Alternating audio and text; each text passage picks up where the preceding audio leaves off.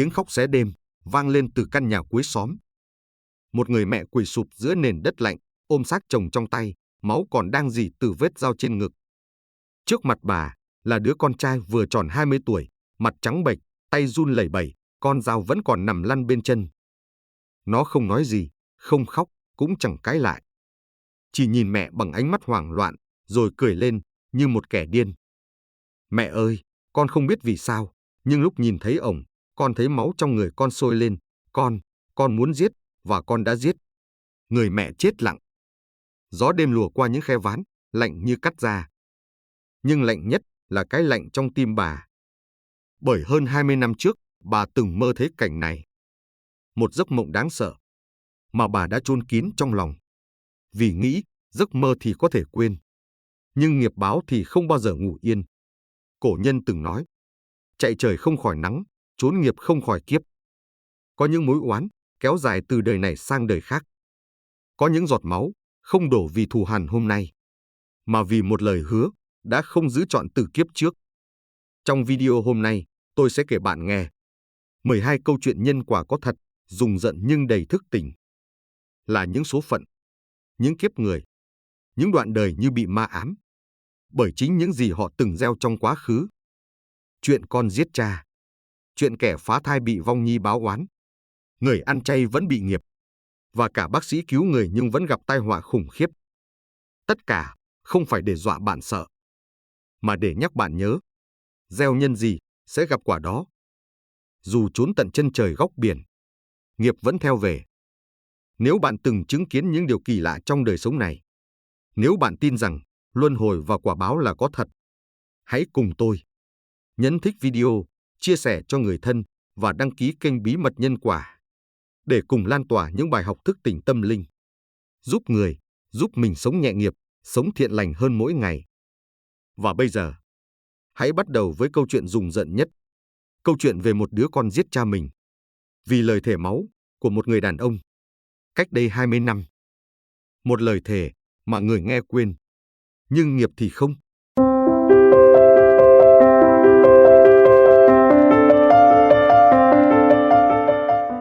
Câu chuyện 1. Con giết cha, luân hồi báo oán rợn người. Thưa quý vị thân mến, có một câu nói sâu sắc trong đạo Phật rằng, máu đã đổ, nghiệp đã gieo, luân hồi chính là lời nhắc nhở rõ ràng nhất rằng ta sẽ phải gánh chịu những điều ta đã gây ra. Và hôm nay, tôi xin kể cho quý vị nghe một câu chuyện thực sự rùng mình, nhưng cũng vô cùng sâu sắc về luật nhân quả, về cái gọi là luân hồi báo oán ngay giữa cuộc sống hiện đại này. Cách đây không lâu, tại một phiên tòa ở Việt Nam, một thiếu niên chỉ vừa mười mấy tuổi đã phải đứng trước vành móng ngựa vì một tội ác đau lòng, giết chết chính cha ruột của mình. Vừa khi bản án được tuyên lên, cả phiên tòa đột nhiên chìm vào hỗn loạn khi một người phụ nữ bước ra từ phía dưới, dáng vẻ tiều tụy, mái tóc rối bời, ánh mắt ngấn lệ. Giọng nói bà run rẩy nhưng mạnh mẽ, bà nghẹn ngào thốt lên rằng, thưa quý tòa, không phải con tôi, chính tôi mới là kẻ giết người, chính tôi mới là kẻ đã giết chồng mình. Cả phiên tòa lặng đi trong sự kinh ngạc tột cùng. Làm sao một người phụ nữ mong manh lại có thể tự nhận một tội ác khủng khiếp mà rõ ràng cậu thiếu niên đã gây ra? Nhưng ẩn sâu trong lời thú tội ấy là cả một chuỗi nhân quả kéo dài nhiều năm, là những uẩn khúc đau thương mà không ai ngờ tới. Bà kể rằng, ngày xưa, khi cả hai vợ chồng còn nghèo khổ, cái đói cái nghèo khiến cho người chồng dần trở nên cáu gắt, bạo lực, thường xuyên đánh đập, hành hạ vợ mình. Rồi một ngày, trong cảnh khốn cùng đó, một người đàn ông khác đã bước vào cuộc đời bà, và cũng chính từ đó, một thảm kịch đau thương đã bắt đầu. Chỉ vì phút yếu lòng, bà đã gieo một hạt giống nghiệp chướng. Người tình đã dùng chính con dao mổ heo, sát hại người chồng của bà một cách tàn nhẫn. Và ngay trước khi lìa đời, người chồng oan nghiệt kia đã thốt lên một lời nguyền. Mày sẽ chết y hệt như mày đã giết tao, đồ tể khốn kiếp. Quý vị biết không, lời nguyền ấy chính là hạt giống của nghiệp chướng, và nó chưa bao giờ biến mất, chỉ đợi đủ nhân đủ duyên để trổ quả. Sau đó, họ trốn chạy vào Nam, thay tên đổi họ, cố gắng làm lại cuộc đời. Nhưng làm sao có thể chạy thoát khỏi chính những nghiệp ác mà mình đã gieo xuống. Vài năm sau, họ sinh ra một cậu con trai. Thật kỳ lạ, từ khi sinh ra, cậu bé không biết đi, cũng chẳng thể nói, chỉ bỏ lê bỏ lết trên đất như một con thú nhỏ, vô thức. Một ngày nọ, khi cậu lên 5 tuổi, cậu bỗng dưng đứng lên, đi lại bình thường. Gia đình tưởng rằng đã thoát khỏi nghiệp chướng, nhưng họ nào biết rằng, Mầm mống của quả báo vẫn đang âm thầm lớn dần, chỉ chờ thời cơ thích hợp. Và rồi, một buổi tối, khi người cha đang đùa vui với con trai mình, đứa con vốn đã câm lặng suốt mười mấy năm trời, đột ngột hét lên đúng những lời nguyền rủa năm xưa của người chồng đã mất. Mày sẽ phải chết như mày đã giết tao, thằng đồ tể khốn kiếp. Cậu bé, giờ đây đã trở thành thiếu niên, nắm chặt con dao nhọn mà cha cậu thường dùng để giết heo, đâm thẳng vào cổ người cha. Một vòng luân hồi báo oán đã kết thúc bằng chính cách mà nó bắt đầu. Quý vị thân mến, có lẽ giờ đây quý vị đang tự hỏi, phải chăng tất cả chỉ là sự trùng hợp ngẫu nhiên? Nhưng tôi xin thưa rằng, trên đời này, không có gì là ngẫu nhiên cả. Máu đã đổ, nghiệp đã gieo, và luân hồi chính là lời nhắc nhở sắc bén nhất rằng chúng ta sẽ phải gánh chịu những gì mình đã gây ra. Trong xã hội ngày nay, không hiếm những vụ án đau lòng tương tự xảy ra ngay trong gia đình. Chúng ta vẫn thường thấy cảnh cha mẹ và con cái mâu thuẫn, sân hận dẫn đến những kết cục đau thương. Và mỗi lần như vậy, chúng ta lại tự hỏi, vì sao lại như thế? Nhưng ít ai nhận ra rằng, gốc rễ sâu xa của tất cả những điều này chính là sự thiếu vắng của lòng từ bi, sự tha thứ và thấu hiểu lẫn nhau. Hãy nhớ rằng, nghiệp báo không bao giờ phân biệt ai giàu ai nghèo, ai mạnh ai yếu. Chỉ cần gieo hạt ác thì quả ác sẽ đến. Nhưng quý vị thân mến, tin mừng là chúng ta luôn có quyền lựa chọn.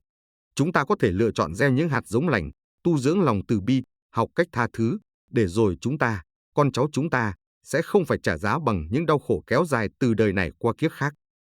Và có lẽ, thông qua câu chuyện này, chúng ta sẽ hiểu rằng, mỗi ngày sống trên đời, mỗi lời nói, hành động của ta đều quan trọng đến thế nào.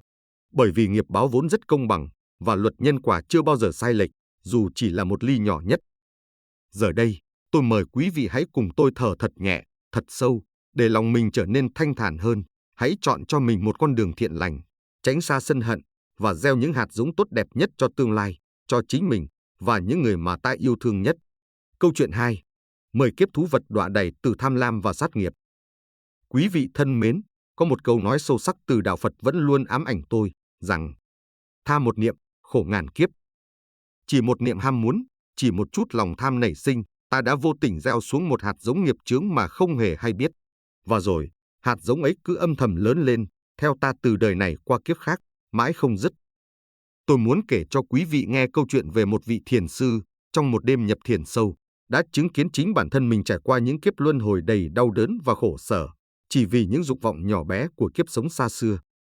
Cách đây hơn 600 năm, có một tỳ kheo trẻ tuổi, đã xuất gia tu hành từ năm 20 tuổi. Vị ấy đã giữ giới thanh tịnh, đã từng tu hành hơn nửa thế kỷ, làm rất nhiều việc thiện lành. Nhưng khổ thay, trong tâm vị ấy vẫn luôn khát khao được hưởng phúc báo nơi cõi người, vẫn chưa thể buông bỏ hoàn toàn những ham muốn thế tục nhỏ bé. Và thế rồi, vào giây phút cuối cùng của kiếp sống ấy, vì một chút tham luyến trần gian, vị ấy không những không thoát khỏi luân hồi, mà trái lại, còn phải chịu đọa lạc triền miên trong ba nẻo ác đạo. Ngay kiếp sau đó, thay vì tiếp tục đường tu giác ngộ, vị ấy đầu thai vào một gia đình giàu có. Cuộc sống sung túc khiến ông trở thành một người chỉ biết hưởng thụ, ăn chơi phung phí, tích góp ác nghiệp mà chẳng hay biết. Một đời người như thế trôi qua, ông lại tiếp tục đầu thai vào gia đình quan lại, trở thành một vị tướng quân đầy quyền uy và giàu có. Thế nhưng, quyền lực và danh vọng càng nhiều, nghiệp chướng ông gieo xuống cũng càng nặng nề hơn. Ông cầm quân chém giết vô số sinh mạng, không chút xót thương, chỉ để thỏa mãn lòng tham vọng thống trị và hưởng lạc. Chính vì những nghiệp sát sinh và tham dục ấy, ông phải trả giá đắt bằng 10 kiếp sống khổ đau kế tiếp. Quý vị biết không, sau khi từ giã cõi đời vị tướng quân ấy, ông phải đầu thai vào 3 kiếp làm ếch nhái. Vì khi xưa ông đã từng chém đầu, sát hại biết bao người, thì nay thân xác ông cũng chẳng còn cổ, và bị người đời giết chóc, đánh đập không thương tiếc. Nỗi khổ của kiếp sống ấy, thậm chí ngay cả ông cũng chẳng thể tưởng tượng ra nổi. Nhưng nghiệp chướng vẫn chưa dừng lại. Sau 3 kiếp ếch nhái, ông lại tái sinh làm gà rừng suốt 4 kiếp liền, chịu cảnh bị săn bắt, giết hại để trả món nợ năm xưa đã gieo xuống, khi ông từng sai quân lính truy sát người ta trong bụi cỏ hoang dã. Chưa hết, ông còn phải trải qua 3 kiếp liên tục làm thân heo, bị đầy đọa, roi vọt, bị xẻ thịt, chịu khổ sở vô cùng, chỉ bởi những kiếp người trước đây ông đã ham mê ăn uống, hưởng thụ thái quá. Tất cả những quả báo đau đớn, thống khổ ấy, chỉ từ một chút ham muốn ban đầu. Quý vị có thấy không, chỉ vì một niệm tham lam, chỉ vì một chút ham muốn hưởng lạc, ông ấy đã phải trải qua 10 kiếp thú vật đầy đau thương, đầy khổ sở như thế. Và quý vị biết không, vị thiền sư sau khi thấy rõ những kiếp sống trước đây của mình, đã khóc rất nhiều, Nước mắt ông cứ lặng lẽ rơi xuống trong thiền thất tĩnh mịch. Vậy chúng ta, những con người của thời đại này thì sao? Chúng ta cũng thường bị cuốn vào vòng xoáy ham muốn vật chất không ngừng. Ta muốn nhà cửa đẹp hơn, xe cộ sang trọng hơn, tiền bạc dư dả hơn, ta chạy theo những ảo vọng hư danh, bỏ quên mất hạnh phúc thực sự của đời người nằm ở đâu. Nhưng, hỡi những người bạn yêu quý, tôi muốn nhắc nhở quý vị rằng, thứ hạnh phúc thật sự ấy không bao giờ tìm thấy trong những dục vọng phù phiếm bên ngoài kia. Thứ hạnh phúc thực sự luôn luôn nằm sâu trong tâm hồn chúng ta, nằm trong sự thảnh thơi, an nhiên của một đời sống giản dị, biết đủ, biết hài lòng với những gì mình đang có. Hãy nhớ lời dạy sâu sắc của cổ nhân. Tha một niệm, khổ ngàn kiếp. Chỉ một giây phút nhỏ bé của lòng tham, ta đã có thể phải chịu đau khổ kéo dài cả trăm năm, ngàn năm như thế. Vậy tại sao chúng ta không lựa chọn một cách sống nhẹ nhàng hơn, thanh thản hơn? Tôi chân thành khuyên quý vị, hãy biết buông bỏ những ham muốn vô nghĩa, biết sống vừa đủ, biết trân trọng những gì cuộc đời đã trao tặng mình. Thay vì tích góp của cải vật chất, chúng ta hãy tích lũy công đức thiện lành. Thay vì chạy theo những thứ bên ngoài vô nghĩa, hãy quay trở về vun đắp đạo đức tinh thần, lòng từ bi và trí tuệ của mình. Bởi chính điều đó mới thật sự mang lại sự thanh thản, an nhiên và hạnh phúc cho ta, không chỉ trong đời này, mà còn vô lượng kiếp về sau. Quý vị hãy thử hít một hơi thật sâu và nhẹ nhàng thở ra. Và từ hôm nay, hãy nhớ rằng, mỗi khi ham muốn nổi lên trong lòng, hãy dừng lại một chút, hỏi chính mình một câu đơn giản. Liệu điều này có thật sự đáng để ta đánh đổi cả ngàn kiếp khổ đau hay không? Chúc quý vị luôn sống nhẹ nhàng, an nhiên, buông bỏ những phiền não, để cuộc đời này trở nên ý nghĩa và trọn vẹn hơn. Câu chuyện 3. Sự thật địa ngục và nhân quả sát sanh. Có một câu nói vô cùng sâu sắc trong Kinh Địa Tạng rằng, địa ngục không cửa, tự tâm chiêu cảm. Vâng, địa ngục vốn dĩ không phải là một nơi trốn xa xôi, không phải một nhà tù dưới lòng đất, mà thật ra, chính là tâm thức chúng ta tự chiêu cảm lấy. Mỗi ý nghĩ, mỗi lời nói, mỗi hành động của ta đều góp phần tạo nên thiên đường hay địa ngục mà ta sẽ đến. Hôm nay, tôi sẽ kể quý vị nghe câu chuyện chân thực đến ám ảnh về một người phụ nữ đã từng một lần bước vào địa ngục, và những gì bà chứng kiến tại nơi đó, khiến cả cuộc đời bà hoàn toàn thay đổi. Có một người phụ nữ tên Thủy, một Phật tử thuần thành từ nhỏ, vốn rất am hiểu Phật Pháp và thường xuyên tụng Kinh Địa Tạng. Một ngày nọ, trong một tai nạn giao thông nghiêm trọng, bà rơi vào trạng thái hôn mê suốt 7 ngày liền. Trong suốt quãng thời gian ấy, điều kỳ lạ và đáng sợ đã xảy ra. Bà cảm giác rõ ràng rằng linh hồn mình đã lìa khỏi thân xác và bị đưa đến một nơi chốn vô cùng u ám. Ở đó, bà gặp lại cha mẹ mình, những người đã mất từ lâu, và bên cạnh bà hiện ra một vị Bồ Tát đầy từ bi, chính là Địa Tạng Vương. Vị Bồ Tát nhẹ nhàng nói với bà rằng, đây chính là địa ngục, và hôm nay, bà được đặc ân chứng kiến nơi này để cảnh tỉnh chúng sanh. Bồ Tát Địa Tạng chỉ vào một cây cầu âm u phía trước và nói, đây là cầu biệt ly, cha mẹ con phải qua cầu này để đi đầu thai. Con hãy trở về, nhưng tuyệt đối đừng quay đầu nhìn lại, bởi vì phía sau con chính là địa ngục. Nhưng lòng hiếu kỳ và từ tâm mạnh mẽ của người phụ nữ ấy đã khiến bà thỉnh cầu được tận mắt chứng kiến cảnh tượng địa ngục, để khi tỉnh lại, bà có thể mang thông điệp rõ ràng nhất trở về cho nhân thế. Thế rồi, hai cánh cổng khổng lồ từ từ mở ra, một khung cảnh kinh hoàng hiện lên trước mắt bà. Địa ngục, thưa quý vị, vốn chẳng có gì trừu tượng cả, mà chân thật, đau đớn và kinh khủng hơn tất cả những điều chúng ta có thể tưởng tượng ra. Bà kể rằng, địa ngục đầu tiên bà chứng kiến là nơi những người sát sanh đang phải chịu quả báo khốc liệt. Họ bị giày vò bởi sự đau đớn cùng cực, bị đâm chém, hành hạ hết lần này đến lần khác. Thân thể họ tan nát, nhưng rồi lại hồi phục, để rồi lại chịu thêm nhiều đau đớn nữa. Cảnh tượng ấy cứ diễn ra liên tục không dứt, vì sao ư? Vì lòng sân hận và vô minh trong tâm họ chưa bao giờ dừng lại. Họ vẫn không hiểu rằng, chính tâm họ mới là cửa ngục đang nhốt họ ở lại. Cảnh tượng thứ hai, kinh hoàng hơn nữa, là ngục lửa. Ngàn vạn người, do lòng tham lam ích kỷ, bóc lột kẻ yếu, nay đang chịu thiêu đốt trong biển lửa rực cháy, đau đớn tột cùng. Nhưng kỳ lạ thay, không ai ép buộc, chính tâm thức của họ bị sự hối tiếc và sân hận thiêu đốt đến mức họ tự lao mình vào biển lửa ấy. Cảnh tượng thứ ba, đau lòng hơn, là nơi những kẻ bất hiếu, phụ bạc cha mẹ, đang bị hành hạ trên những cột đồng nung đỏ, phải chịu đủ thứ cực hình mà ngôn từ không thể diễn tả hết. Quý vị có lẽ đang tự hỏi, địa ngục kinh khủng như thế, tại sao lại có những người phải vào đó chịu khổ đau? Nhưng thật ra, địa ngục không phải là một hình phạt mà ai đó áp đặt lên ta. Địa ngục, thưa quý vị, chính là cái bóng khổng lồ được tạo ra từ những hành động vô cảm, từ sự lãnh đạm trước nỗi đau của muôn loài sinh mạng mà chính ta đã từng gieo xuống trong cuộc sống. Quý vị thấy đấy, xã hội ngày nay, con người ngày càng sống vô tâm, dửng dưng trước nỗi đau của sinh vật khác.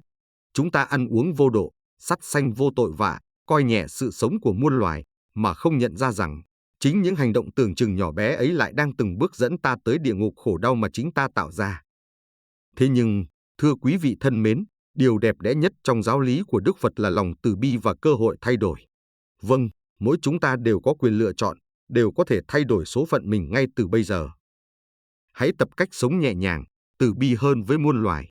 Hãy biết cách chọn cho mình một lối sống hài hòa hơn với thiên nhiên, bằng cách ăn chay, phóng sinh, giúp đỡ người khác và gieo duyên lành mỗi ngày. Chính những hành động nhỏ bé ấy sẽ giúp chúng ta đóng lại cánh cửa địa ngục trong tâm hồn mình và mở ra cánh cửa của an lạc, của từ bi vô lượng. Kinh Địa Tạng từng nhắc nhở rất rõ ràng rằng, địa ngục không cửa, tự tâm chiêu cảm. Vậy hôm nay, quý vị hãy thử hỏi lại chính mình, rằng trong tâm quý vị đang mở ra cánh cửa nào? Cửa của địa ngục đau khổ, hay cánh cửa thiên đường an lạc? Xin quý vị hãy nhớ rằng, lựa chọn đó luôn nằm trong chính bàn tay chúng ta. Và hy vọng, từ câu chuyện hôm nay, quý vị sẽ biết lựa chọn đúng đắn, biết sống chậm lại, từ bi hơn, để tìm thấy thiên đường ngay giữa cuộc sống này, chứ không phải tìm kiếm ở một nơi xa xôi nào khác. Giờ đây, hãy thở một hơi thật sâu, thật nhẹ, và để tâm hồn mình trở nên nhẹ nhàng hơn, để những lời chia sẻ hôm nay thấm sâu vào trong tâm thức, để từ hôm nay, chúng ta cùng sống một cuộc đời đầy từ bi, yêu thương và an nhiên, quý vị nhé. Câu chuyện 4. Săn chim quý gặp quả báo tức thì. Thưa quý vị thân mến, trên đời này, có một sự thật rất đơn giản, nhưng lại hiếm khi được con người thừa nhận, đó là thú vui trên nỗi đau của chúng sanh, là thú vui ngắn nhất nhưng hậu quả dài nhất. Và hôm nay, tôi muốn chia sẻ với quý vị một câu chuyện có thật, một câu chuyện khiến ta phải giật mình suy ngẫm sâu sắc về sự mỏng manh giữa những điều ta cho là vui thú và những nghiệp báo không ngờ tới sẽ ập đến ngay sau đó. Cách đây chưa lâu, tại vùng núi non yên tĩnh nơi tọa lạc ngôi chùa nổi tiếng Bái Đính ở Ninh Bình, một loài chim quý hiếm đã xuất hiện trở lại sau nhiều năm tưởng chừng như biến mất khỏi thế gian này. Loài chim ấy được gọi là hồng hoàng, hay dân gian vẫn quen gọi là linh điểu, một biểu tượng của điềm lành và sự an lạc. Các cụ già thường bảo rằng, những con chim linh thiêng này chỉ xuất hiện khi nơi ấy thực sự thanh tịnh, khi con người ở đó có đủ lòng từ bi và yêu thương để bảo vệ sự sống. Nhưng thật không may, loài chim quý ấy không chỉ thu hút sự chú ý của những người yêu thiên nhiên, mà còn của một số người giàu có, quyền lực, những kẻ tìm thú vui tiêu khiển trong việc săn bắn động vật quý hiếm. Những người ấy, họ có đủ quyền lực để xem nhẹ những luật lệ cấm săn bắt của xã hội, họ vô tư bước vào rừng sâu, mang theo những khẩu súng lạnh lùng, săn tìm niềm vui trên sinh mạng của những sinh vật vô tội. Và một vị bác sĩ có tiếng trong vùng, người đáng lý ra phải cứu chữa và bảo vệ sinh mạng, lại là một trong số những người say mê thú vui săn bắn này. Ông ta và những người bạn giàu có của mình coi việc săn giết loài chim quý như một thú vui, một trò tiêu khiển để chứng minh bản thân với bạn bè. Họ chẳng bao giờ nghĩ rằng, khi họ bóp cò súng, tước đoạt sự sống của một sinh linh, thì một cái gì đó, rất sâu bên trong chính họ, cũng đang chết đi từng chút một. Thế rồi một ngày, nghiệp báo khắc nghiệt đã xuất hiện, không phải một lời cảnh báo nào xa xôi, mà là một quả báo tức thì, ngay giữa cuộc đời tưởng chừng như hoàn hảo của họ. Chỉ ít lâu sau lần săn bắn cuối cùng, vị bác sĩ nổi tiếng ấy bất ngờ nhảy từ trên lầu cao xuống đất, kết thúc mạng sống của chính mình một cách đầy bí ẩn và đau thương. Một người bạn của ông, vốn từng là người hăng hái nhất trong các cuộc săn chim quý, cũng không hiểu vì lý do gì, đã cầm khẩu súng của mình tự kết liễu cuộc đời. Hai người còn lại trong nhóm săn bắn ngày hôm đó, cũng không lâu sau, đột ngột qua đời trong một tai nạn giao thông kinh hoàng, như thể cuộc đời đang nhắc nhở tất cả chúng ta một thông điệp vô cùng rõ ràng. Thú vui trên nỗi đau của chúng sanh là thú vui ngắn nhất nhưng hậu quả dài nhất. Quý vị thân mến, liệu những câu chuyện như thế này, trong xã hội hiện đại, có còn hiếm gặp nữa không? Chúng ta thường chứng kiến những người giàu có, quyền lực, dùng tiền bạc để thỏa mãn các thú vui như săn bắn, giết chóc động vật quý hiếm, mà không hề cảm nhận một chút gì về nỗi đau của những sinh mạng vô tội ấy. Họ không hiểu rằng, sinh mạng là điều thiêng liêng nhất trong vũ trụ này, bất kể đó là con người hay là loài vật, đều đáng quý trọng như nhau. Và có lẽ, chính vì sự vô cảm, sự coi thường sinh mạng đó, mà nghiệp quả của những hành động tưởng chừng nhỏ bé kia lại thường đến nhanh hơn, dữ dội hơn, và rõ ràng hơn bao giờ hết. Đôi khi quả báo không phải chờ đến kiếp sau, mà ngay trong hiện tại, nghiệp đã quay trở lại và đòi lấy cái giá của nó một cách đích đáng. Nhưng quý vị hãy nhớ rằng, Những câu chuyện ấy không chỉ kể ra để khiến ta sợ hãi, mà để ta nhìn sâu hơn vào chính lòng mình. Hãy nhìn kỹ vào từng hành động, từng lựa chọn mà ta đang làm trong cuộc sống này. Liệu chúng ta có đang, dù vô tình hay cố ý, tìm kiếm niềm vui trên sự đau đớn, mất mát của người khác hay của những sinh linh nhỏ bé khác? Mỗi một sinh mạng đều quý giá. Mỗi một hơi thở, dù là của con người hay của chim muông, cây cỏ, đều là biểu hiện kỳ diệu của sự sống, đáng được chúng ta trân trọng. Nếu hiểu được điều ấy, quý vị sẽ nhận ra rằng niềm vui thật sự của đời sống không nằm ở những thú vui tạm bợ, không phải trong sự chinh phục và tước đoạt, mà nằm sâu trong sự yêu thương, bảo vệ và trân quý từng nhịp thở của sự sống quanh ta.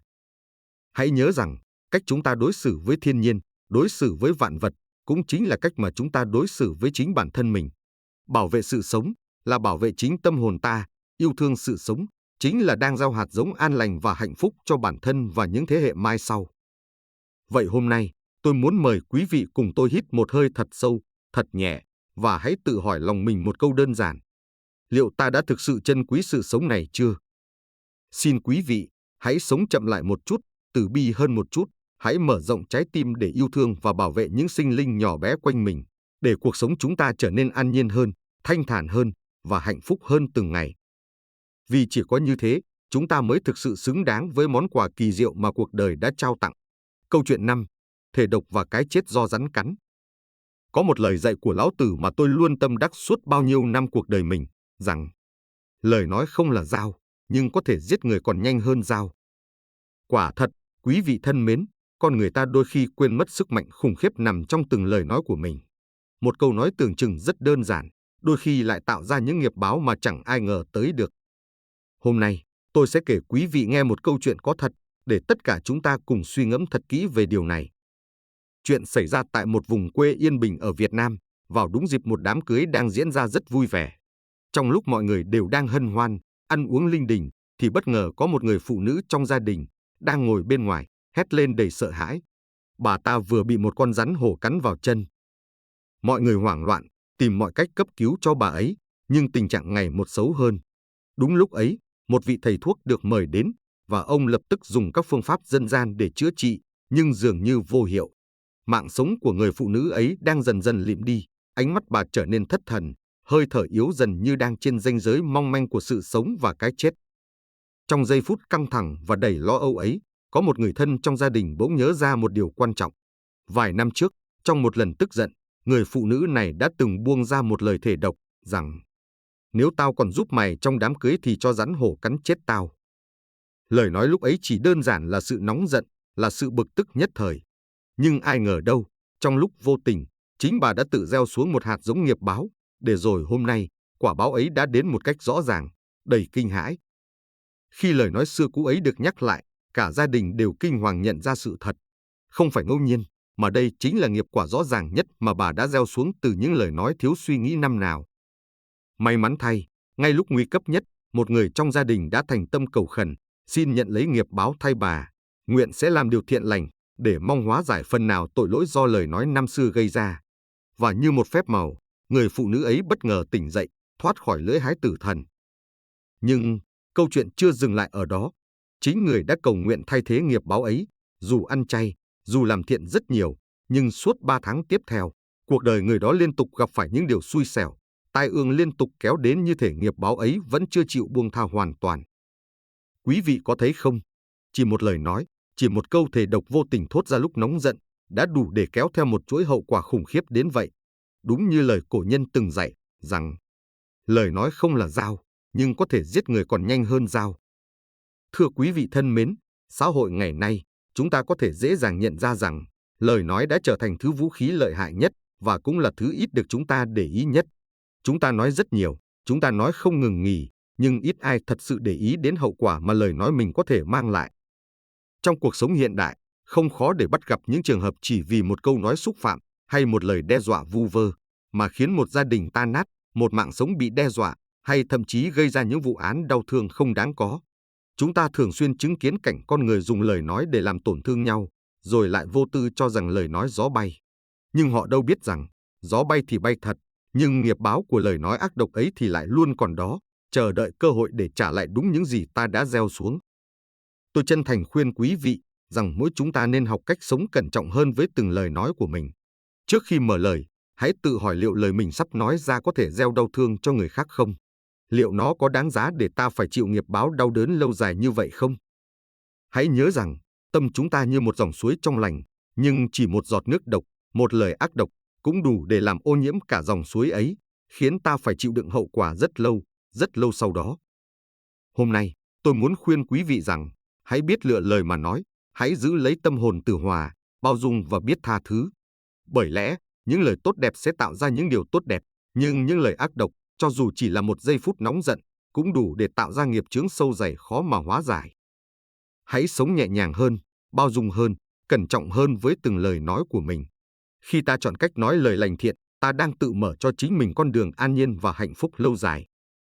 Hãy cùng tôi thở một hơi thật sâu, thật nhẹ, và tự nhắc nhở bản thân rằng, từ hôm nay, mỗi lời nói ra, hãy thật chậm rãi, thật nhẹ nhàng, và thật từ bi, quý vị nhé. Câu chuyện 6. Lừa gạt tiền chùa và quả báo khủng khiếp. Quý vị thân mến, con người ta vẫn thường cho rằng mình rất thông minh, có thể qua mắt được thiên hạ, có thể lợi dụng niềm tin và lòng tốt của người khác để kiếm lợi riêng.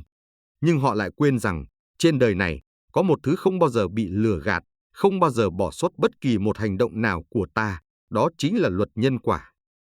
Câu chuyện tôi kể hôm nay là một minh chứng rõ ràng nhất, đầy sống động về điều ấy. Có một câu nói tôi luôn muốn quý vị nhớ kỹ. Lừa được một người thì dễ, nhưng lừa được nhân quả thì chẳng thể nào.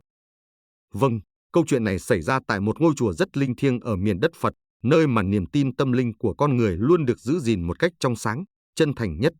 Ở đó, có một người đàn ông tên là Kuma, sống gần ngôi chùa và thường xuyên lui tới để phụ giúp những việc lặt vặt, được các sư thầy tin tưởng. Một ngày nọ, anh ta đến gặp vị trụ trì, than vãn rằng gia đình đang rất khó khăn, muốn mượn tiền chùa để mua bò nuôi lấy sữa nuôi con ăn học. Thấy hoàn cảnh đáng thương, sư trụ trì đã tin lời và giao cho anh ta một số tiền lớn, là tiền công đức của biết bao người tín tâm đã gửi gắm vào ngôi chùa ấy, với lời hứa chân thành rằng anh sẽ sớm hoàn trả. Nhưng, quý vị ạ, lòng người vốn khó lường.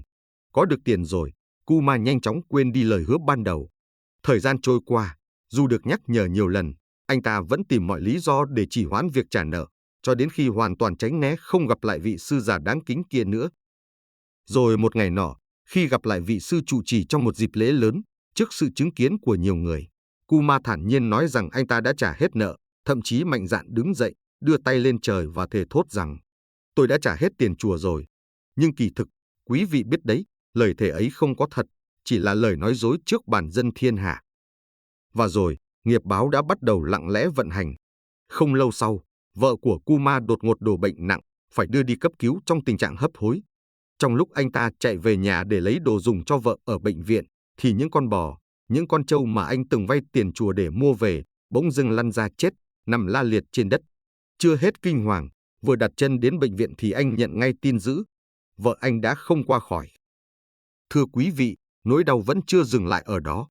Chỉ ít ngày sau khi mất vợ, con trai lớn của anh ta cũng chết một cách thảm khốc, thân xác không toàn vẹn sau một vụ tai nạn giao thông kinh hoàng. Đàn gia súc trong nhà tiếp tục chết dần chết mòn một cách bí ẩn, như thể có một sức mạnh vô hình đang lần lượt lấy đi từng món tài sản mà anh ta đã từng tự hào.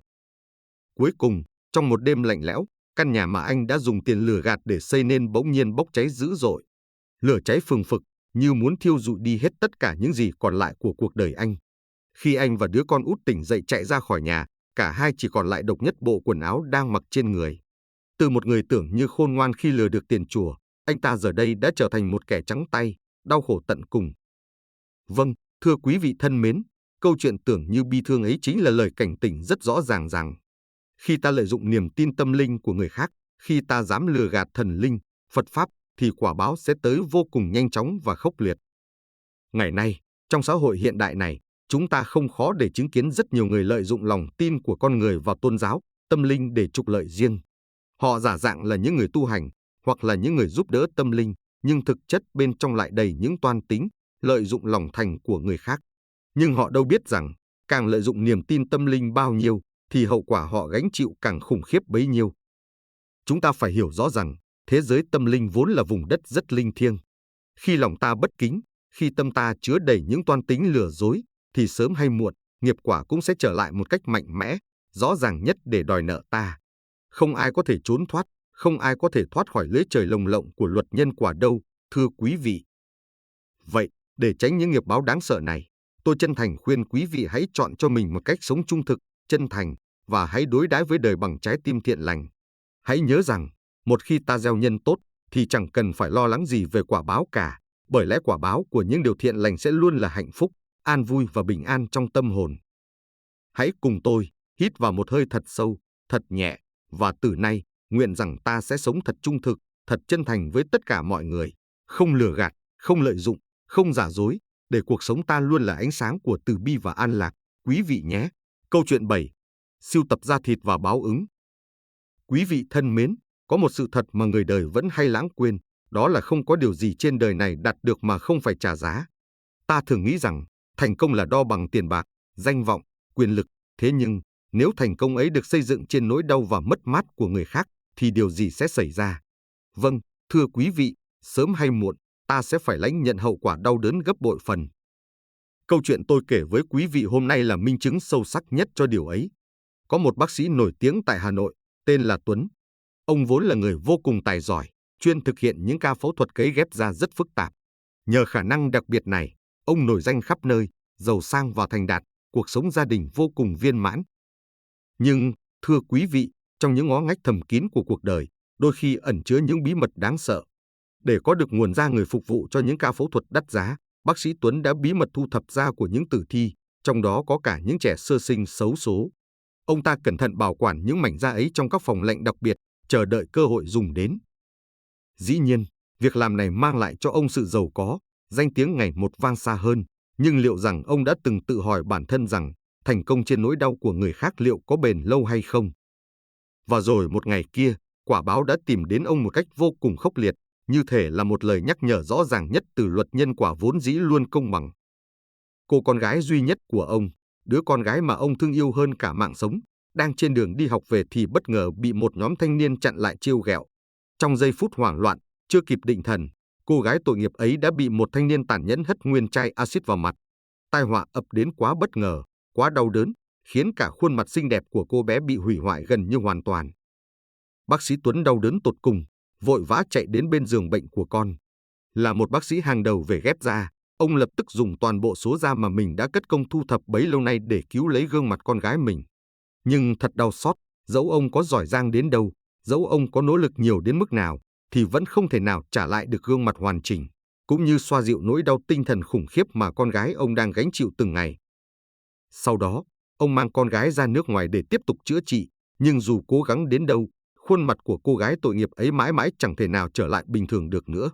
Nỗi đau mà cô bé chịu đựng hàng ngày vì những mảnh da ghép vào cơ thể là một nỗi thống khổ dai dẳng, vô tận. Hơn cả nỗi đau thể xác, chính là vết thương tinh thần hằn sâu vào tâm hồn, khiến cô phải sống trong lo âu, trầm cảm, không dám tiếp xúc với ai. Quý vị thân mến, câu chuyện này chính là lời cảnh tỉnh đầy xót xa về thứ mà chúng ta gọi là thành công trên nỗi đau của người khác. Quả thật, chẳng có thành công nào xây trên sự đau khổ, mất mát của người khác mà không phải trả một cái giá khủng khiếp. Vì sao ư? Vì vũ trụ này là một mạng lưới nhân quả vô cùng chính xác. Không ai, tuyệt đối không ai có thể tránh được sự vận hành khắc nghiệt mà công bằng của luật nhân quả. Trong xã hội hiện đại ngày nay, đặc biệt là trong ngành y tế, chúng ta thường chứng kiến không ít người vì lòng tham tiền bạc, danh vọng mà đánh mất đi đạo đức nghề nghiệp của mình. Họ coi bệnh nhân như phương tiện kiếm tiền, coi y đức như thứ phù phiếm, và rồi, chính họ sẽ là những người lãnh nhận hậu quả đầu tiên và đau đớn nhất. Vì một khi đã gieo xuống một hạt giống khổ đau, thì quả báo sẽ quay lại và đòi nợ họ gấp đôi, thậm chí là gấp hàng trăm lần. Do đó, điều mà tôi muốn nhắn nhủ tới quý vị, đặc biệt là những ai đang hoạt động trong ngành y, nơi gánh trên vai trách nhiệm cứu chữa và bảo vệ sinh mạng, đó là hãy luôn giữ lấy tâm hồn trong sáng, đạo đức vững vàng. Hãy làm mọi thứ bằng lòng thương, bằng sự nhân ái, thay vì bằng lòng tham hay sự ích kỷ. Hãy luôn nhớ rằng, cuộc sống vốn rất công bằng, và thành công thực sự chỉ đến khi ta biết giúp đỡ người khác, biết xoa dịu nỗi đau của người khác, chứ không phải là khi ta dẫm lên nỗi đau ấy để tiến thân. Hãy cùng tôi, quý vị thân mến, dành một phút để nhìn lại chính bản thân mình. Hãy tự nhủ rằng, dù làm bất cứ công việc gì, ta cũng sẽ luôn đối đãi với cuộc đời này bằng một trái tim thiện lành, bằng sự trung thực và lòng nhân ái. Chỉ có như vậy, chúng ta mới thực sự được sống trong bình an và hạnh phúc lâu dài. Hãy để từng nhịp thở nhẹ nhàng của quý vị hôm nay là một lời hứa chân thành với chính mình rằng, Ta sẽ không bao giờ xây dựng thành công của mình trên nỗi đau của người khác, vì ta hiểu rõ rằng đau khổ gieo xuống thì quả báo đau đớn gấp đôi sẽ tới. Hãy luôn sống bằng sự tử tế, quý vị nhé. Câu chuyện 8. Bán trứng lộn sát sanh và nghiệp báo.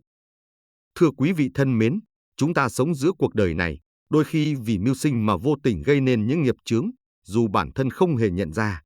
Và khi nghiệp quả đến, dù cho có nhiều tiền bạc, của cải đến đâu đi nữa, thì cũng không cách nào tránh khỏi luật nhân quả nghiêm minh. Vì quý vị biết đấy, nhân quả chính là vị thẩm phán công bằng nhất, chưa từng một lần bỏ sót bất kỳ ai. Hôm nay, tôi muốn kể cho quý vị nghe một câu chuyện chân thực, đầy day dứt, về một người phụ nữ mà dân làng vẫn quen gọi là bà Năm trứng lộn. Trước đây, bà Năm là người có cuộc sống khá giả. Gia đình bà sung túc nhờ một nghề mà nếu thoáng nghe qua, ai cũng nghĩ rằng vô hại. Đó chính là bán trứng vịt lộn. Hàng ngày, bà Năm luộc hàng trăm quả trứng vịt lộn để bán cho khách, và số tiền thu về ngày càng nhiều, giúp gia đình bà xây được nhà cửa khang trang, nuôi các con ăn học đàng hoàng, tử tế. Nhưng quý vị thân mến, có một điều mà ít người chịu nghĩ đến, rằng bên trong những quả trứng tưởng chừng nhỏ bé vô hại ấy là những sinh mạng, là những mầm sống sắp sửa chào đời. Và rồi, từng ngày, bàn tay bà Năm đã vô tình lấy đi biết bao sinh mạng nhỏ nhoi, vô tội ấy.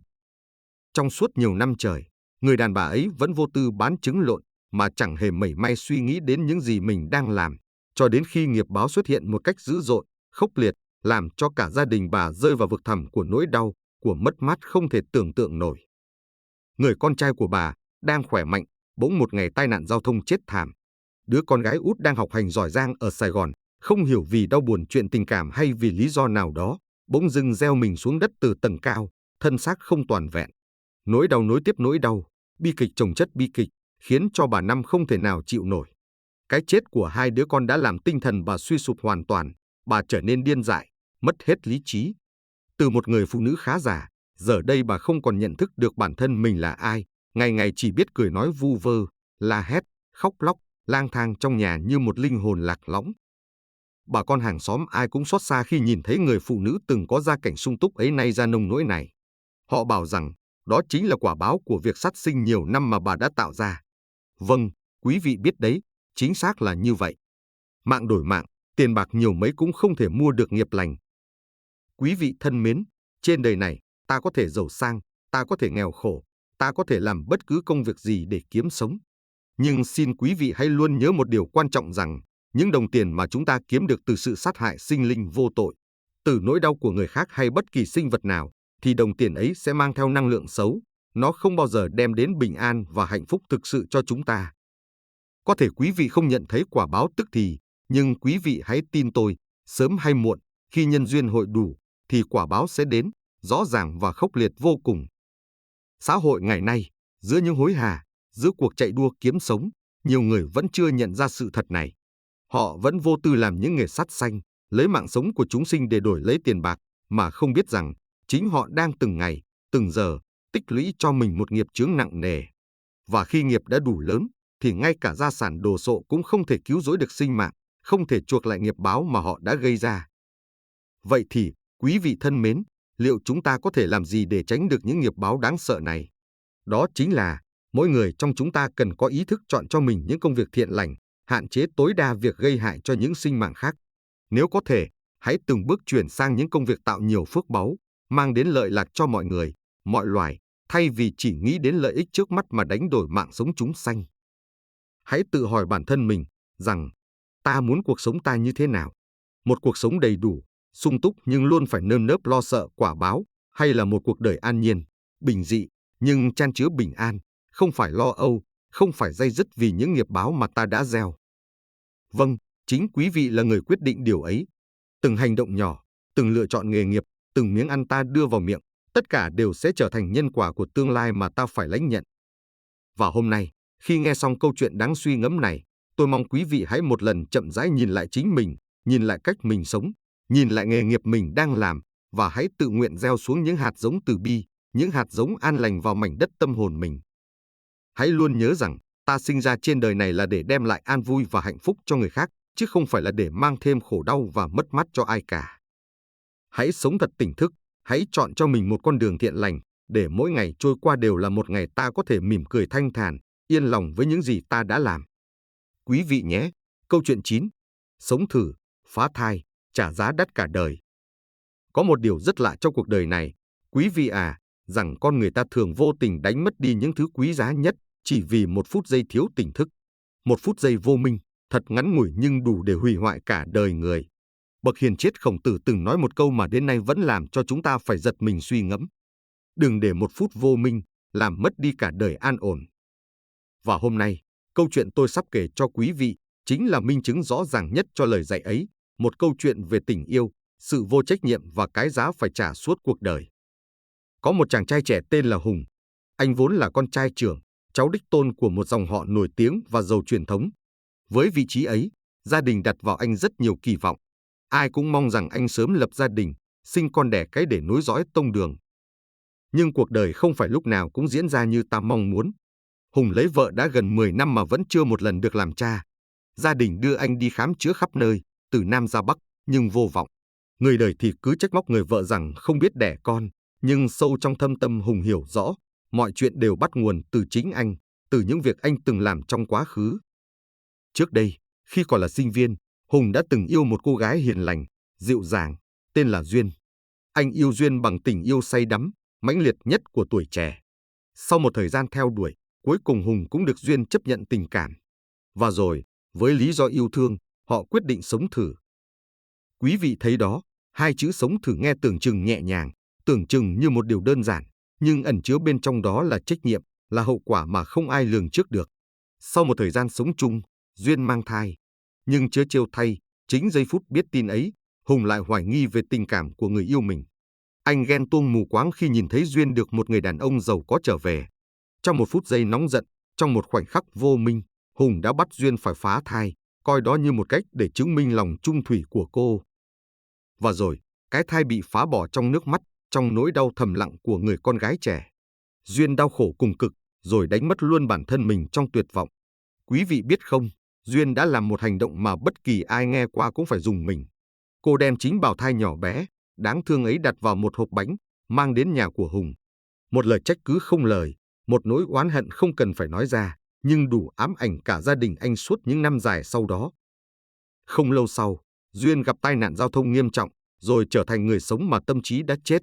Một cô gái đang ở tuổi đẹp nhất của đời người, bỗng chốc hóa điên dại, mất hết mọi nhận thức. Còn Hùng, sau khi chia tay Duyên, cũng mau chóng cưới một người vợ khác.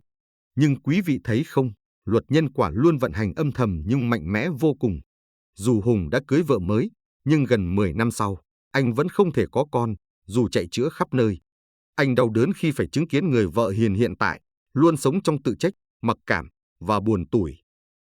Quý vị thân mến, thật đau lòng khi một quyết định sai lầm trong phút vô minh lại có thể khiến bao nhiêu cuộc đời khác chìm trong khổ đau đến vậy. Một mạng sống nhỏ bé, vô tội đã bị chối bỏ, một người con gái hiền lành phải sống cả đời trong nỗi oán hận và bệnh tật, và một người vợ vô tội đang phải trả giá cho lỗi lầm của người chồng trong quá khứ. Câu chuyện này khiến tôi liên tưởng đến rất nhiều những câu chuyện mà ta thấy nhan nhản trong xã hội hiện đại ngày nay, khi những người trẻ sống quá vội vàng, thiếu đi trách nhiệm với tình yêu, với chính bản thân và người mình thương yêu. Khi có thai ngoài ý muốn, họ vội vàng chọn cách bỏ đi giọt máu của mình, không hề suy nghĩ sâu xa đến những nghiệp quả khôn lường đang chờ đợi phía trước. Quý vị à, mỗi một hành động của chúng ta đều có sức mạnh vô cùng lớn.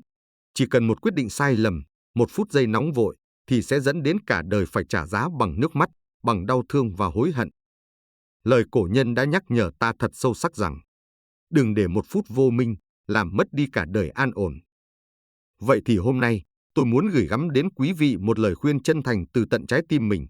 Hãy luôn sống có trách nhiệm, hãy suy nghĩ thật kỹ trước mỗi quyết định của mình. Hãy nhớ rằng, mọi điều chúng ta làm đều sẽ để lại dấu vết sâu đậm trong cuộc đời, không chỉ cuộc đời ta mà còn là cuộc đời của người khác nữa. Đừng để phút giây vô minh làm hỏng cả tương lai rộng mở phía trước. Hãy luôn tỉnh thức, cân nhắc và sống bằng cả sự trách nhiệm. Bởi chỉ khi ta biết sống đúng đắn, ta mới có thể bước đi vững vàng trên con đường đời vốn đầy những cạm bẫy này. Mong quý vị, những người đang nghe tôi kể hôm nay, hãy để cho mỗi quyết định của quý vị đều là một quyết định an lành, một quyết định của lòng từ bi, của sự yêu thương và tỉnh thức. Hãy sống thật trách nhiệm, quý vị nhé. Câu chuyện 10. Kiếp đỏ đen và hậu quả.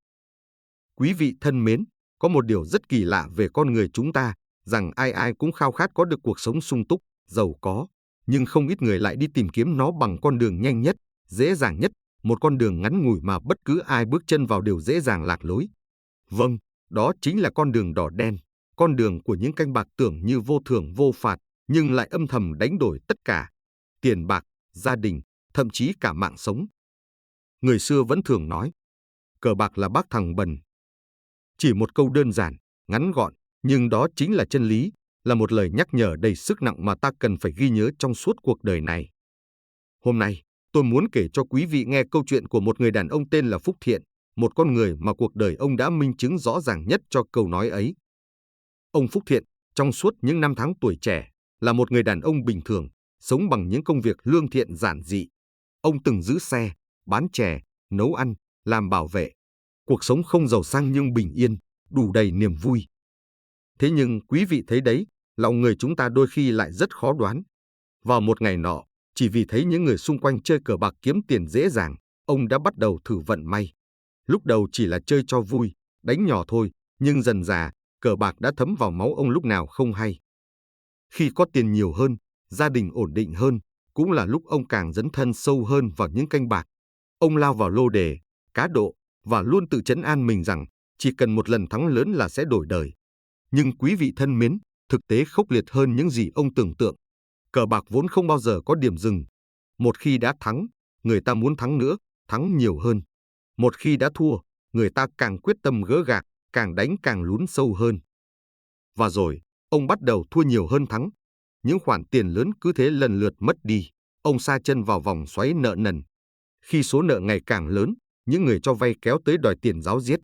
Cuối cùng, để cứu ông thoát khỏi cảnh nợ nần, người vợ đành phải bán cả căn nhà mà bao năm trời vất vả xây dựng mới có được để trả hết số nợ cho chồng. Nhưng lúc này, gia đình đã không còn bình yên nữa. Họ chia tay, mỗi người một ngả. Cờ bạc không chỉ cướp đi tiền bạc, nó còn lấy đi cả tổ ấm gia đình, thứ quý giá nhất trong đời mỗi con người. Ông Thiện lúc này mới thức tỉnh, nhưng thật đau lòng khi đó đã quá muộn màng. Không tiền, không vợ con, ông sống vật vờ, cố làm lại cuộc đời nhưng cánh cửa may mắn đã khép lại từ lâu. Những gì còn lại bây giờ chỉ là một cơ thể bệnh tật, đau đớn giày vò ông mỗi ngày. Có một điều kỳ lạ, thưa quý vị, hai bàn tay ông, thứ từng cầm những quân bài, từng cầm tiền cá cược đỏ đen, bỗng nhiên mắc phải một căn bệnh rất lạ. Làn da hai bàn tay ông trở nên yếu ớt vô cùng, dễ dàng bong tróc, tổn thương, chỉ một va chạm nhỏ cũng chảy máu, không bao giờ lành hẳn. Những vết thương cứ liên tục xuất hiện, ông luôn đau đớn, không thể làm được gì nhiều, thậm chí là những công việc đơn giản nhất cũng trở nên khó khăn vô cùng. Có người nói, đôi tay ông bây giờ chính là đang trả lại những nghiệp quả mà nó đã từng gây ra trong những canh bạc đỏ đen năm xưa. Và quả thật, khi ta nhìn vào điều này, ta mới hiểu được sự nhiệm màu, nghiêm minh của luật nhân quả trong cuộc đời. Thưa quý vị, xã hội hiện đại ngày nay đầy những cám dỗ. Ai cũng mong muốn giàu có nhanh chóng, ai cũng khao khát những thứ hào nhoáng mà không chịu làm việc, không chịu lao động chân chính để có được. Chính vì vậy mà những canh bạc đỏ đen ngày càng lan rộng, cuốn biết bao nhiêu gia đình vào vòng xoáy đau khổ, tan nát. Người trẻ, người già, đàn ông hay phụ nữ, tất cả đều có thể trở thành nạn nhân của thứ trò chơi đầy ma lực này. Hãy nhớ, quý vị à, cờ bạc không bao giờ là con đường dẫn đến giàu sang thật sự. Nó chỉ là cái bẫy được giăng ra, chờ sẵn những ai thiếu tỉnh táo bước vào, để rồi từng bước, họ mất tất cả những gì quý giá nhất trong đời. Thay vào đó, tại sao chúng ta không lựa chọn cho mình một con đường chân chính, dù khó khăn hơn, vất vả hơn, nhưng lại bền vững, an lành và lâu dài hơn? Đừng bao giờ để bản thân sa chân vào những trò đỏ đen may rủi ấy.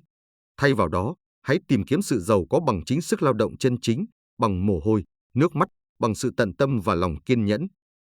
Bởi quý vị thấy đấy, sự giàu có thực sự không nằm ở những quân bài, không nằm ở những canh bạc đầy rủi ro. Sự giàu có thực sự chính là một cuộc sống an yên, một gia đình hạnh phúc, một thân thể khỏe mạnh và tâm hồn thanh thản. Tôi mong rằng, khi nghe xong câu chuyện này, quý vị sẽ luôn tỉnh thức, luôn ghi nhớ lời dạy sâu sắc của người xưa. Cờ bạc là bác thằng bần. Hãy để câu nói này như một lời cảnh tỉnh nhẹ nhàng, luôn vang lên trong tâm trí mỗi chúng ta mỗi khi đứng trước những lựa chọn trong đời. Chúc quý vị luôn tỉnh thức và bình an. Câu chuyện 11. Lưới cá lưới cả mình. Quý vị thân mến, con người ta khi sống trên đời, luôn có một ảo tưởng rất kỳ lạ, rằng ta có thể làm bất cứ điều gì ta muốn mà chẳng bao giờ phải chịu hậu quả. Chúng ta nghĩ rằng mình đủ thông minh, đủ tài trí để vượt qua mọi luật lệ của cuộc sống.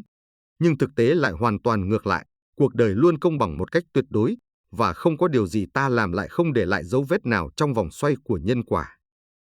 Các bậc cổ nhân từng nói rất thâm thúy rằng, tự tay giăng bẫy, sẽ tự mình mắc kẹt.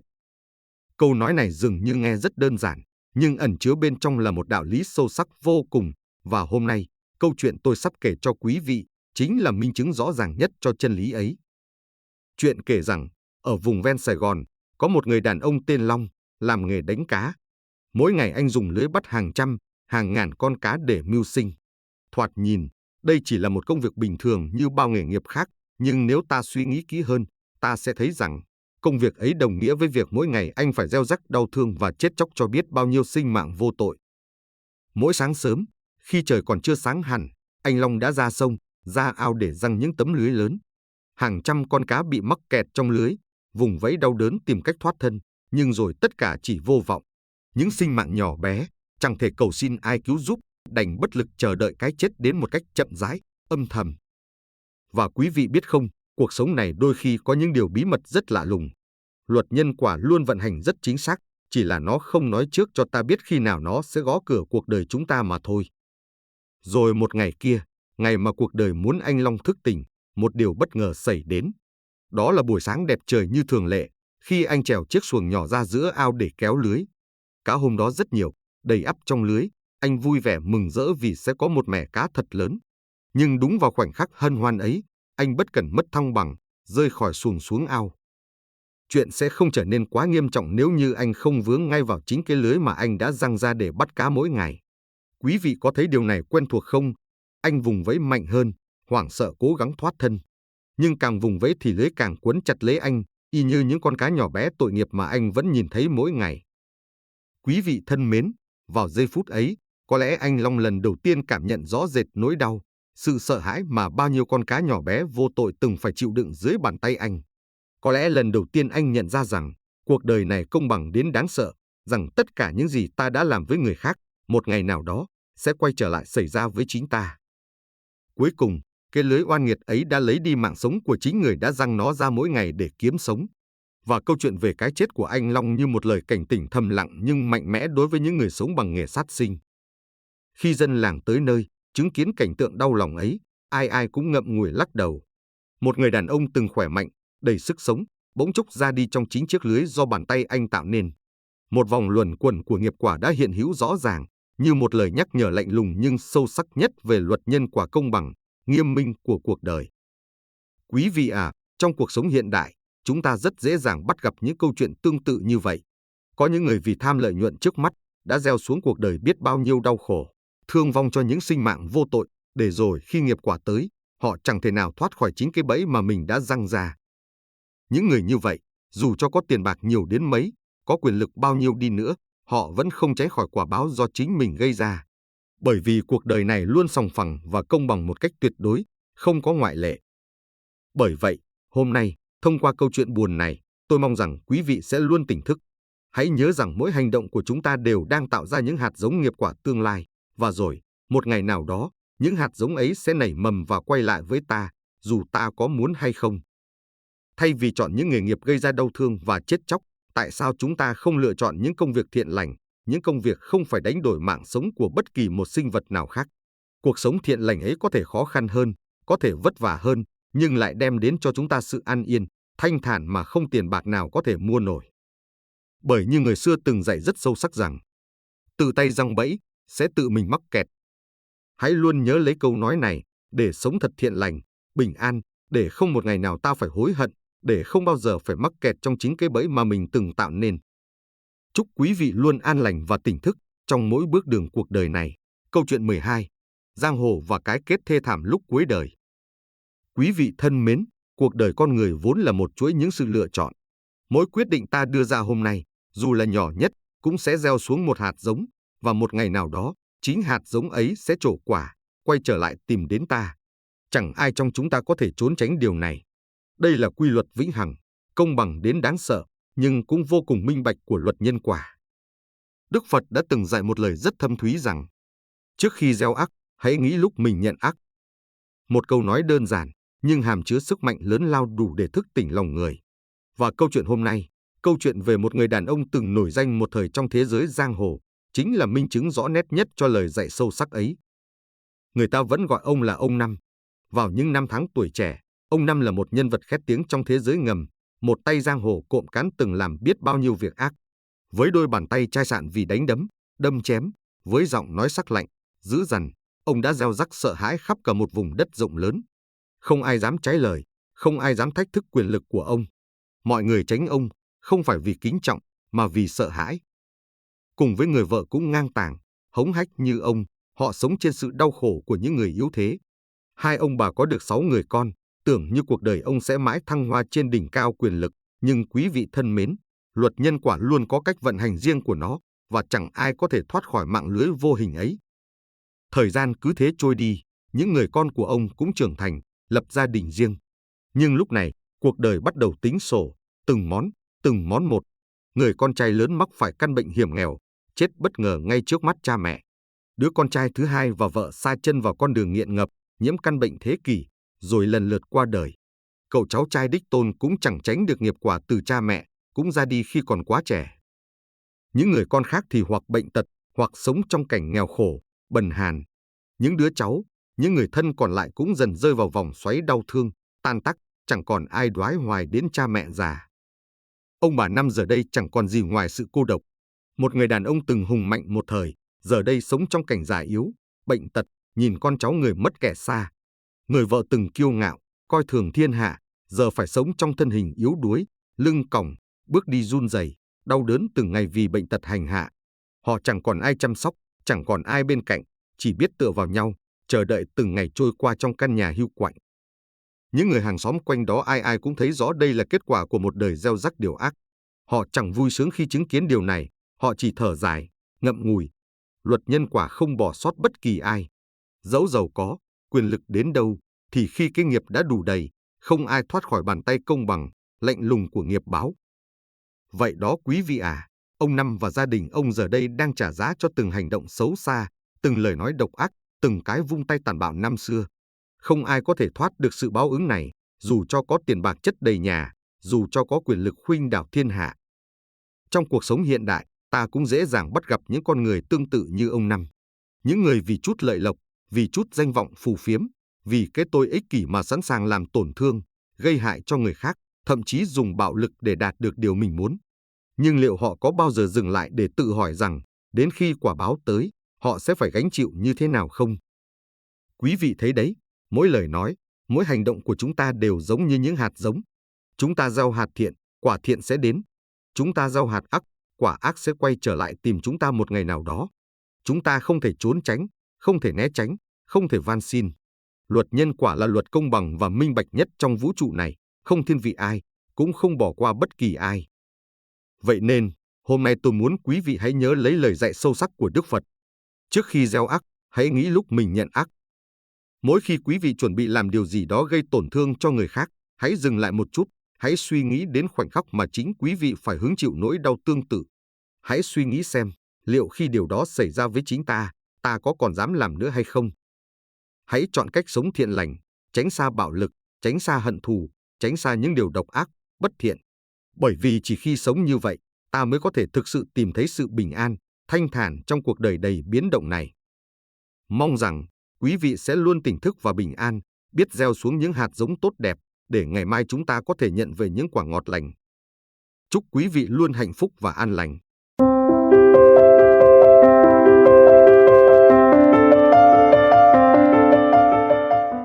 Quý vị thân mến, những câu chuyện hôm nay có lẽ đã phần nào giúp quý vị nhận ra một điều vô cùng sâu sắc và chân thực. Nghiệp báo không chờ một ai. Hôm nay gieo nhân gì, ngày mai sẽ gặt quả đó. Đó không chỉ là một câu nói, mà là quy luật muôn đời của vũ trụ. Dù giàu sang hay nghèo khó, dù quyền cao hay thấp hèn, thì cũng chẳng ai có thể tránh khỏi vòng quay nghiệt ngã mà công bằng của nhân quả. Cuộc đời này, mọi sự đều nằm trong tay ta, tốt hay xấu đều là do chính ta tạo nên. Vì vậy, hãy luôn tự vấn bản thân mỗi ngày rằng, tôi đang gieo nhân lành hay nhân dữ? Hãy chọn cách sống lương thiện, nhẹ nhàng, từ bi và bao dung với mọi người, mọi vật. Bởi vì hạt giống chúng ta gieo hôm nay sẽ là hoa trái chúng ta hái ngày mai. Hãy để mỗi lời nói, mỗi hành động, mỗi suy nghĩ của quý vị trở thành những hạt giống lành, để rồi cuộc sống của quý vị trong kiếp này và muôn vàn kiếp sau luôn được bao bọc bởi hương thơm ngọt lành của hạnh phúc và bình an. Nếu quý vị cảm thấy video hôm nay thật sự ý nghĩa và giá trị, xin hãy dành một giây nhấn thích, chia sẻ để lan tỏa bài học quý giá này đến nhiều người hơn nữa. Và cũng đừng quên đăng ký kênh để luôn đồng hành cùng những câu chuyện sâu sắc, thấm đượm triết lý nhân sinh của bí mật nhân quả. Cuối cùng, xin gửi lời chúc nhẹ nhàng từ tận đáy lòng tôi tới quý vị. Mong rằng quý vị luôn sống thật an nhiên, thanh thản, biết gieo duyên lành, để đời này và đời sau mãi mãi ngập tràn những điều tốt đẹp và an lành. Chúc quý vị một đời an nhiên, bình yên và hạnh phúc.